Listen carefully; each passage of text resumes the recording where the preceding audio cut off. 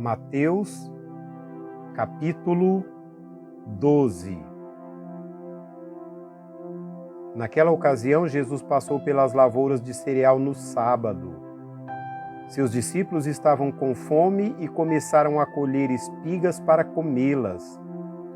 Os fariseus, vendo aquilo, disseram: "Olha, os teus discípulos estão fazendo o que não é permitido no sábado." Ele respondeu: "Vocês não leram o que fez Davi quando ele e os seus companheiros estavam com fome? Ele entrou na casa de Deus e, junto com os seus companheiros, comeu os pães da presença, o que não lhes era permitido fazer, mas apenas aos sacerdotes. Ou vocês não leram na lei que, no sábado, os sacerdotes no templo profanam esse dia e, contudo, ficam sem culpa? Eu lhes digo que aqui está o que é maior do que o templo.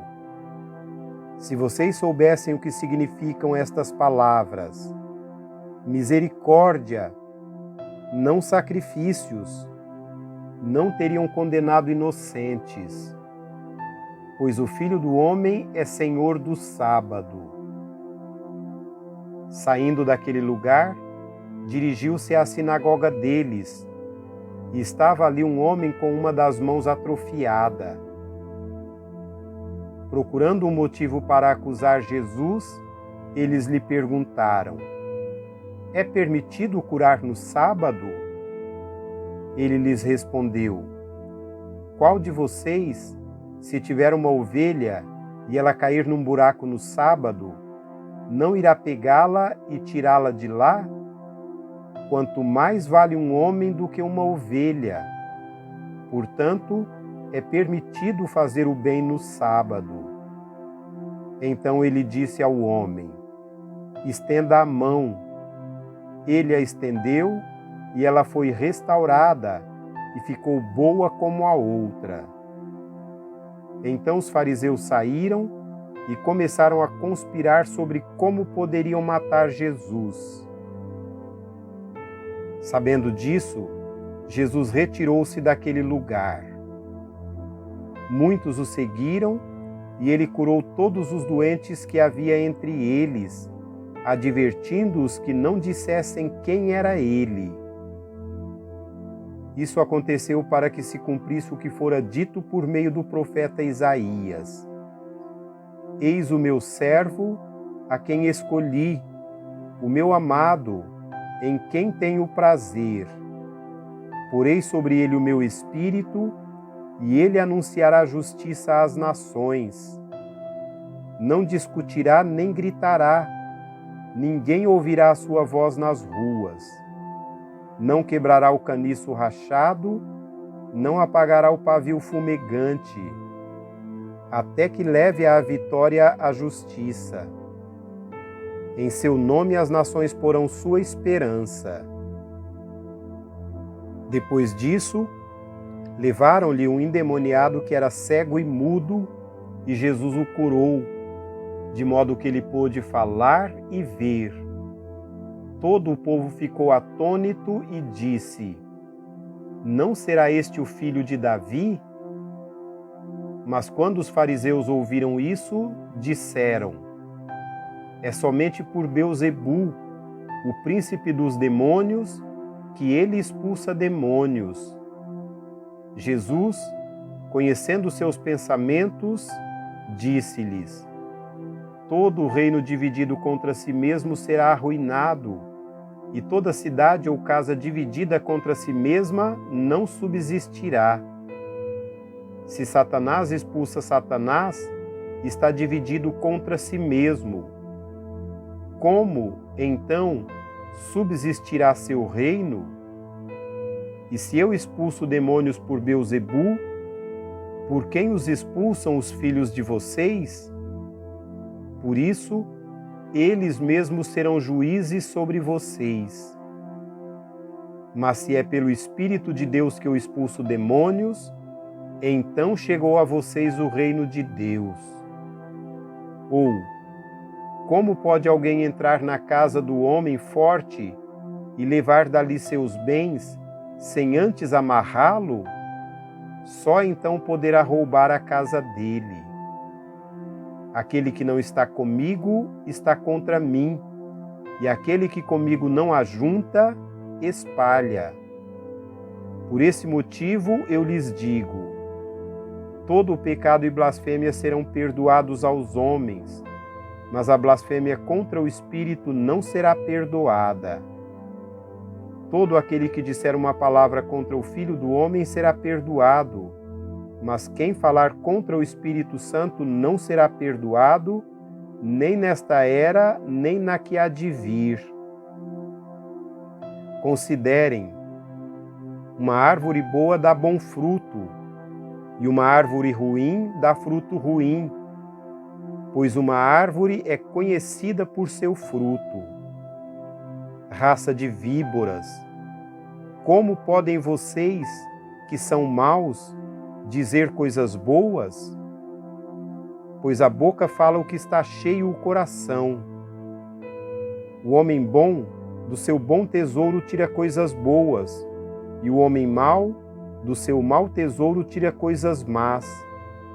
Mas eu lhes digo que, no dia do juízo, os homens haverão de dar conta de toda a palavra inútil que tiverem falado. Pois por suas palavras vocês serão absolvidos, e por suas palavras serão condenados. Então alguns dos fariseus e mestres da lei lhe disseram: Mestre, queremos ver um sinal miraculoso feito por ti. Ele respondeu: uma geração perversa e adúltera pede um sinal miraculoso, mas nenhum sinal lhe será dado, exceto o sinal do profeta Jonas. Pois assim como Jonas esteve 3 dias e 3 noites no ventre de um grande peixe, assim o Filho do Homem ficará 3 dias e 3 noites no coração da terra. Os homens de Nínive se levantarão no juízo com esta geração e a condenarão, pois eles se arrependeram com a pregação de Jonas, e agora está aqui o que é maior do que Jonas. A rainha do sul se levantará no juízo com esta geração e a condenará, pois ela veio dos confins da terra para ouvir a sabedoria de Salomão. E agora está aqui o que é maior do que Salomão. Quando um espírito imundo sai de um homem, passa por lugares áridos procurando descanso, mas não o encontra e diz: voltarei para a casa de onde saí. Chegando, encontra a casa desocupada, varrida e em ordem. Então vai e traz consigo outros 7 espíritos piores do que ele, e, entrando, passam a viver ali. E o estado final daquele homem torna-se pior do que o primeiro. Assim acontecerá a esta geração perversa. Falava ainda Jesus à multidão quando sua mãe e seus irmãos chegaram do lado de fora, querendo falar com ele. Alguém lhe disse: tua mãe e teus irmãos estão lá fora e querem falar contigo. Quem é minha mãe? E quem são meus irmãos? Perguntou ele. E, estendendo a mão para os discípulos, disse: aqui estão minha mãe e meus irmãos, pois quem faz a vontade de meu Pai que está nos céus, este é meu irmão, minha mãe e minha irmã.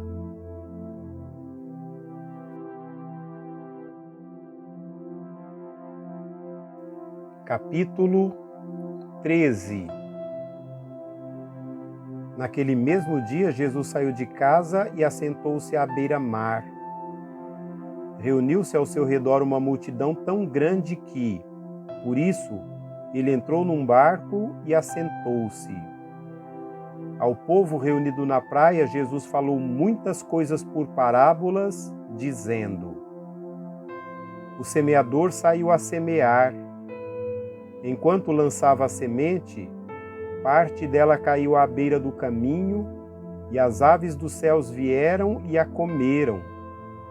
Parte dela caiu em terreno pedregoso, onde não havia muita terra, e logo brotou, porque a terra não era profunda. Mas quando saiu o sol, as plantas se queimaram e secaram, porque não tinham raiz. Outra parte caiu entre espinhos, que cresceram e sufocaram as plantas. Outra ainda caiu em boa terra, deu boa colheita, a 100, 60 e 30 por 1. Aquele que tem ouvidos para ouvir, ouça. Os discípulos aproximaram-se dele e perguntaram: Por que falas ao povo por parábolas? Ele respondeu: A vocês foi dado o conhecimento dos mistérios do reino dos céus, mas a eles não. A quem tem será dado, e este terá em grande quantidade. Do que não tem, até o que tem lhe será tirado. Por essa razão eu lhes falo por parábolas. Porque vendo, eles não veem, e, ouvindo, não ouvem nem entendem. Nele se cumpre a profecia de Isaías. Ainda que estejam sempre ouvindo, vocês nunca entenderão. Ainda que estejam sempre vendo, jamais perceberão. Pois o coração deste povo se tornou insensível, de má vontade ouviram com os ouvidos e fecharam os olhos. Se assim não fosse, poderiam ver com os olhos, ouvir com os ouvidos, entender com o coração e converter-se, e eu os curaria. Mas felizes são os olhos de vocês, porque veem, e os ouvidos de vocês, porque ouvem.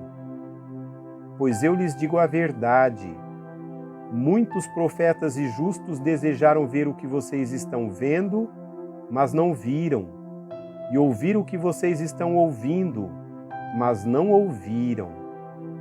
Portanto, ouçam o que significa a parábola do semeador. Quando alguém ouve a mensagem do reino e não a entende, o maligno vem e lhe arranca o que foi semeado em seu coração. Este é o que foi semeado à beira do caminho. Quanto ao que foi semeado em terreno pedregoso, este é aquele que ouve a palavra e logo a recebe com alegria. Todavia, visto que não tem raiz em si mesmo, permanece pouco tempo. Quando surge alguma tribulação ou perseguição por causa da palavra, logo a abandona. Quanto ao que foi semeado entre os espinhos, este é aquele que ouve a palavra, mas a preocupação desta vida e o engano das riquezas a sufocam, tornando-a infrutífera.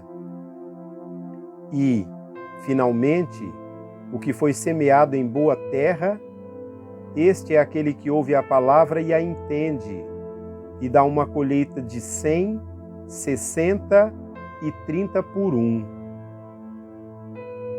Jesus lhes contou outra parábola, dizendo: O reino dos céus é como um homem que semeou boa semente em seu campo. Mas enquanto todos dormiam, veio seu inimigo e semeou o joio no meio do trigo e se foi.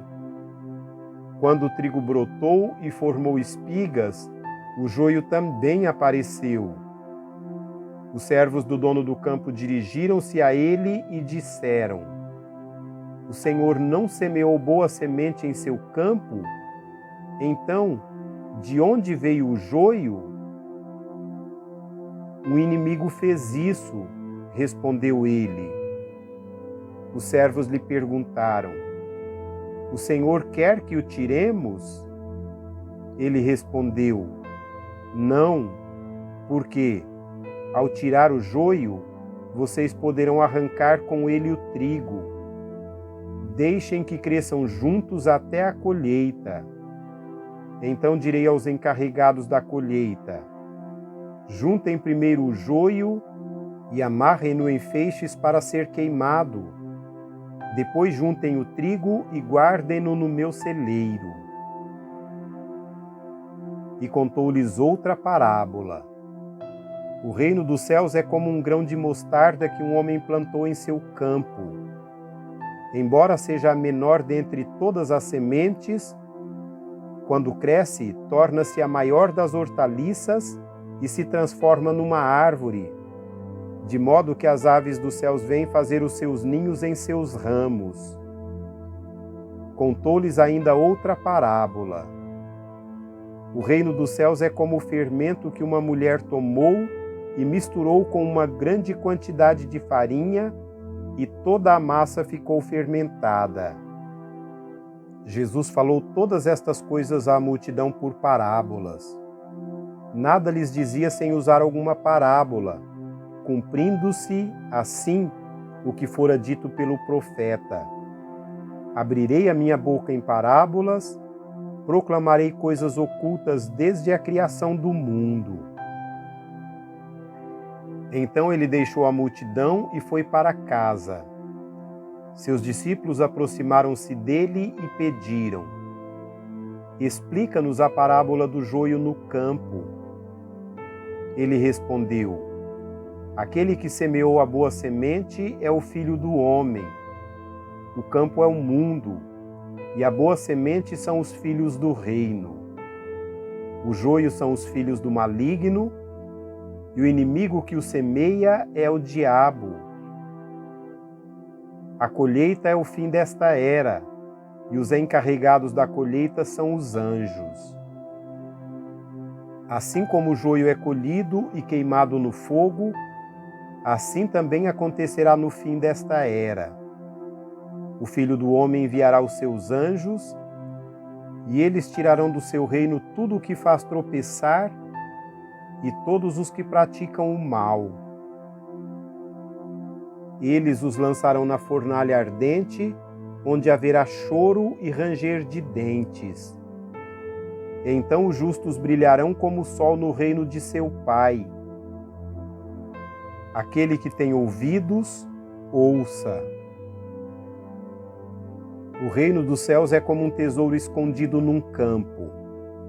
Certo homem, tendo-o encontrado, escondeu-o de novo e, então, cheio de alegria, foi, vendeu tudo o que tinha e comprou aquele campo.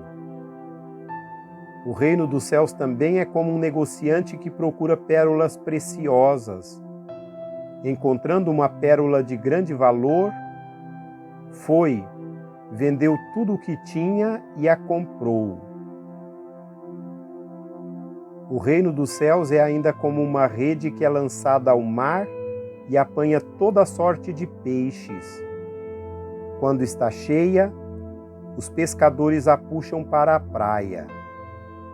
Então se assentam e juntam os peixes bons em cestos, mas jogam fora os ruins. Assim acontecerá no fim desta era. Os anjos virão, separarão os perversos dos justos e lançarão aqueles na fornalha ardente, onde haverá choro e ranger de dentes.